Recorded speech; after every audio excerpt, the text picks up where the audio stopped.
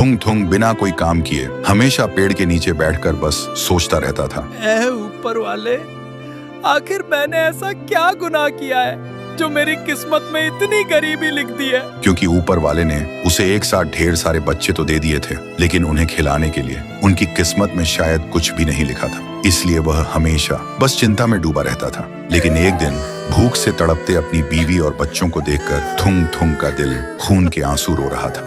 इसलिए मजबूर होकर थुंग थुंग सूखी लकड़ियां लेने काले जंगल के सबसे घने हिस्से में चला गया। लेकिन चलते चलते वह एक पुराने खंडहर बन चुके घर के पास पहुंच गया और तभी अचानक उसकी नजर दरवाजे के पास रखी एक बांसुरी पर पड़ी, जो एक अजीब सी रोशनी के साथ चमक रही थी। बांसुरी को देखते ही उसके मन में एक ख्याल आया, शायद इसकी आवाज से मेरा दुख थोड़ा कम हो जाए। फिर उसने बांसुरी को उठाया और एक बहुत ही खूबसूरत धुन बजाने लगा। जैसे ही उसकी आवाज हवा में गूंजी, एक चमत्कार हो गया। थुंग थुंग के आसपास के सूखे पेड़ अचानक हरे भरे हो गए और पल भर में फलों से लद गए। ये देखकर थुंग थुंग हैरान रह गया। फिर उसने अपनी जरूरत के हिसाब से कुछ फल तोड़े और एक टोकरी में रखकर घर की तरफ लौटने लगा। फिर घर पहुंचकर उसने अपनी बीवी और बच्चों के साथ मिलकर पहली बार पेट भर खाना खाया और उस दिन के बाद थुंग थुंग के पास किसी चीज की कमी नहीं रही। अब वह सिर्फ अपने लिए नहीं बल्कि गांव के गरीबों के लिए भी अनाज बांटने लगा। फिर एक दिन जब थुंग थुंग बांसुरी बजाकर सूखे पेड़ को जिंदा कर रहा था, तब गांव के एक लालची आदमी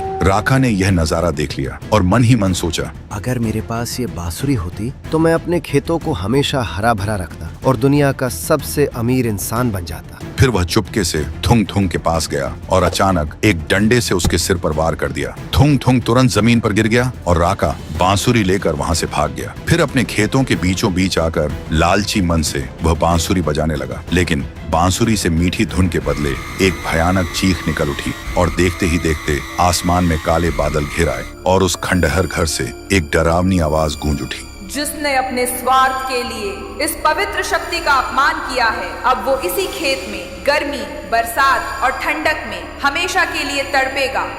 जैसे ही यह आवाज खत्म हुई, कुछ ही पलों में राका का शरीर एक सूखे हुए पुतले में हमेशा के लिए बदल गया। उसने चिल्लाना तो चाहा, लेकिन वह चिल्ला नहीं पाया। तभी आसमान से एक रोशनी नीचे आई और उस रोशनी के साथ वह बांसुरी हमेशा के लिए आसमान में गायब हो गई। लेकिन जब थुंग थुंग ने यह भयानक मंजर देखा तो उसकी रूह कांप उठी। अब उसे समझ आ गया था कि लालच का अंजाम मौत से भी बदतर होता है। और उस दिन के बाद थुंग थुंग ने फिर कभी चिंता में वक्त बर्बाद नहीं किया। वह अब दिन रात मेहनत करने लगा अपनी बीवी और बच्चों का पेट पालने के लिए।